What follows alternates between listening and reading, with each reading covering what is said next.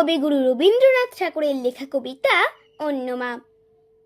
আমার মা না হয়ে তুমি আর কারো মা হলে, ভাবছো তোমায় চিনতিম না, যেতিম না ওই কোলে। মজা আরো হতো ভারী, দুই জায়গায় থাকতো বাড়ি। আমি থাকতেম এই গাঁয়েতে, তুমি পাড়ের গাঁয়ে। এইখানেতেই দিনের বেলা যা কিছু সব হতো খেলা।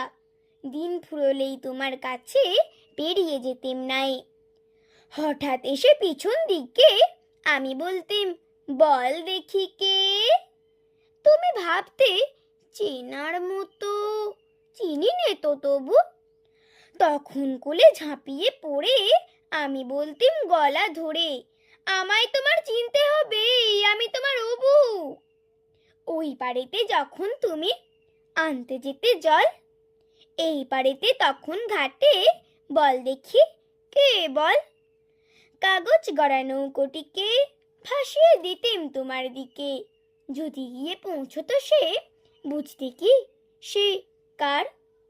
সাঁতার আমি শিখিনি যে, নইলে আমি যেতেম নিজে। আমার পাড়ের থেকে আমি যেতেম তোমার পার। মায়ের পাড়ে অবুর পাড়ে থাকতো তফাত, কেউ তো গাড়ি ধরতে গিয়ে পেত না কো, রইতো না একসাথে। দিনের বেলায় ঘুরে ঘুরে দেখা দেখি দূরে দূরে, সন্ধে বেলায় মিলে যেত অবুতে আর মাতে। কিন্তু হঠাৎ কোনো দিনে যদি বিপিন মাঝি পার করতে তোমার পারে, নাই হতো মারাজি। ঘরে তোমার প্রদীপ জেলে, ছাতের পরে মাদুর মেলে, বসতে তুমি পায়ের কাছে, বসতো ক্ষান্ত বুড়ি। উঠতো তারা সাত ভাইতে, ডাকতো শিয়াল ধানের খেতে। উড়ো ছায়ার মতো বাদুর কোথায় যেত উড়ি। তখন কি মা দেরি দেখে ভয় হতো না থেকে থেকে। পার হয়ে মা আসতে হতোই, ও বুঝে ঠায় আছে।